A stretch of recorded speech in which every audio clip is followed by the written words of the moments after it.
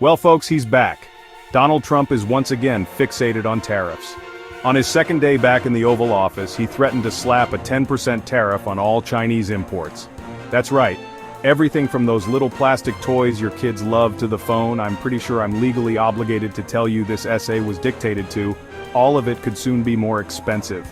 This latest threat comes hot on the heels of similar pronouncements aimed at Canada and Mexico just the day before.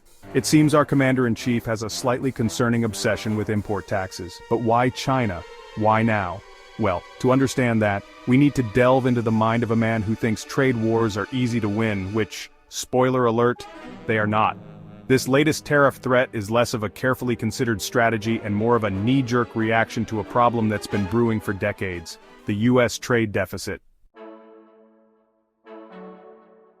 Trump's reasoning for these tariffs is about as nuanced as a sledgehammer in a china shop. He sees the trade deficit, the difference between how much the U.S. imports versus exports, as some kind of monstrous beast, sucking the lifeblood out of the American economy.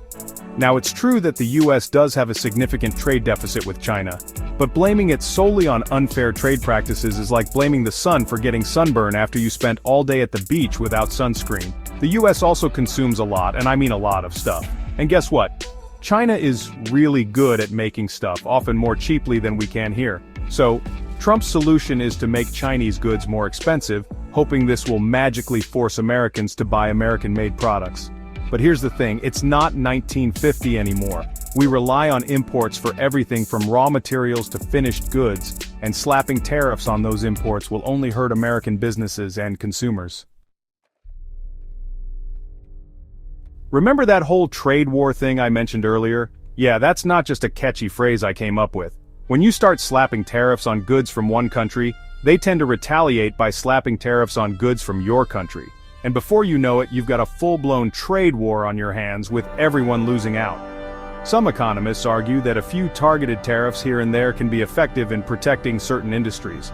But Trump's approach is about as subtle as a bull in a china shop, remember? We're talking about across-the-board tariffs on billions of dollars worth of goods, higher prices for consumers, job losses in manufacturing and agriculture, decreased investment. These are just some of the potential consequences of a trade war. And let's not forget about the impact on global economic growth. The International Monetary Fund has already warned that the trade tensions between the US and China are a threat to the global economy. But hey, who needs economic stability and global cooperation when you can have a trade war, right? Section 4 Deja Vu, all over again, a history of Trump's tariff tactics. This isn't Trump's first rodeo, folks. Remember back in 2018 when he imposed tariffs on steel and aluminum imports, supposedly to protect national security? Yeah, that worked out about as well as you'd expect. The tariffs ended up costing American companies billions of dollars, and led to job losses in industries that rely on steel and aluminum. And let's not forget the retaliatory tariffs from other countries, which hurt American farmers and manufacturers. But hey, why learn from past mistakes when you can just keep repeating them, right? That seems to be Trump's motto when it comes to trade policy. The thing is, tariffs are a blunt instrument. They might offer a short-term boost to certain industries, but in the long run, they tend to do more harm than good. Section 5, Global Repercussions, Reactions, and the Future of Trade. So how are other countries reacting to Trump's latest tariff threats? Well, let's just say they're not exactly thrilled about it.